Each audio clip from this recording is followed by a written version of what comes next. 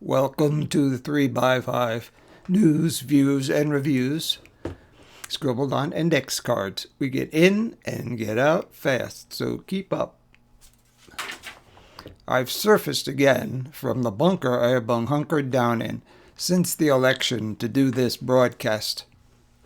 Despite the umpteen space heaters I have deployed, I just can't quite get warm. Some quick takes today. Let me begin with a simple quote from Black activist Taya Smith, the Los Angeles-based founder of the advocacy social media agency Get Social. Quote, "It's like the people have spoken, and this is what America looks like.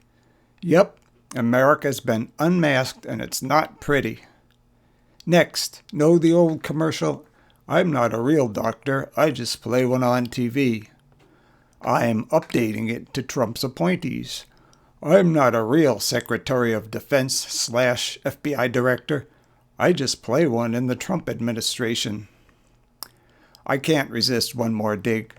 Consider the complacency of Trump voters about his crimes, his treasonous acts, especially January 6th, and his sexual assaults, as well as his tacky attempts to make money off his presidential brand. Doesn't it seem as if they succumbed to the invasion of the body snatchers? A nation of pod people. Okay, that's enough of that. I shall now take a stab at being conciliatory. Like many, I am desperate to find a silver lining in Trump's victory. How about this?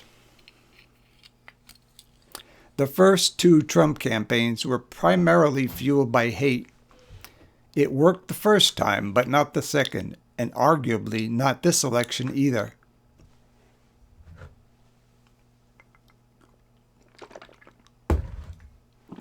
Though still fervent, hate, currently concentrated in undocumented immigrants, was actually secondary to inflation and what's being called the affordability crisis.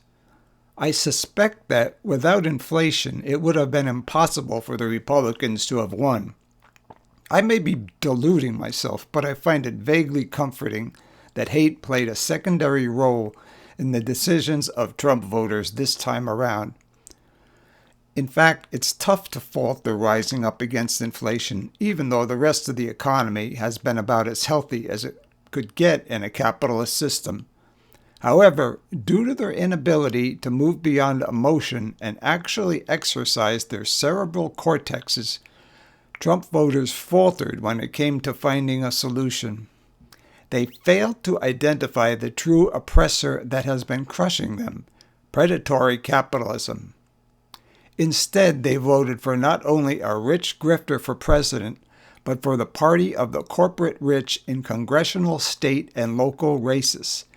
To put it another way, they voted against predatory capitalism by voting for predatory capitalism.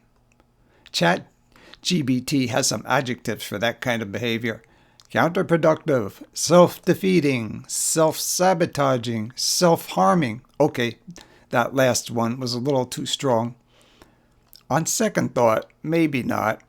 Still, however incoherent, you have to give Trump voters credit for staging a revolution, the scale and scope of which have to be the envy of the left. Regarding said affordability crisis, lyrics from the great reggae act Toots and the Maytals have long been a recurring refrain in my brain. Slightly abridged, they go, "Time tough, everything is out of sight, time tough. Everything is going higher and higher, time tough."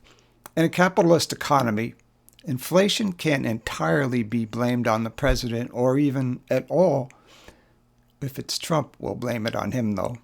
After all, its occasional occurrence is inherent in the system.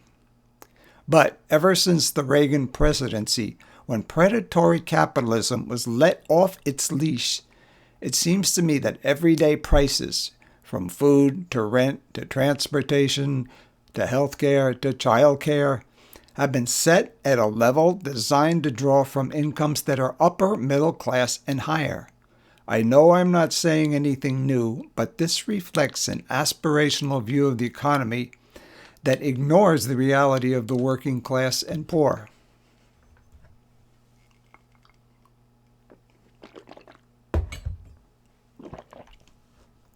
Furthermore, of course, when prices are set too high, it narrows the range of products and services that people spend their money on unless they go into debt. That suppresses the growth of sectors other than necessities. Keeping Americans in a constant state of affordability crisis is an unhealthy way to run an economy and fails to maximize profits for all, including, arguably, the corporate rich. Finishing up my amateur economics thesis, let me just point out with their much trumpeted, quote, responsibility to shareholders over everything else, corporations don't believe that concerning themselves with the health of the economy at large is their responsibility. Somebody else is supposed to do that. But who? The government? No, corporations view regulations as chains binding them. It's kind of like if NFL teams spend money on only their own teams and not on officiating or the upkeep of fields. Games played without officials in clouds of dust would be the downfall of the whole league. You have to maintain and even upgrade the arena acting as your field of play, whether sports or financial, or it will begin to crumble and ultimately collapse, leaving the economy, the nation, and the world in ruins. Finally, I can't resist one more post-election comment.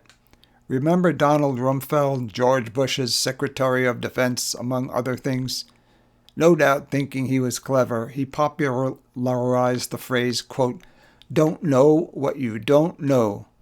To me, that's the perfect phrase with which to describe Trump voters who seem to have no problem with his appointees, who, for the most part, don't even warrant the description as amateur or dilettante. Trump voters have no idea of the breadth, scope, and complexity of issues, nor of the degree of expertise required to manage them. To bastardize the famous line from the old movie Cool Hand Luke, quote, what we've got here is a failure to conceptualize, close quote. Well, back to the bunker.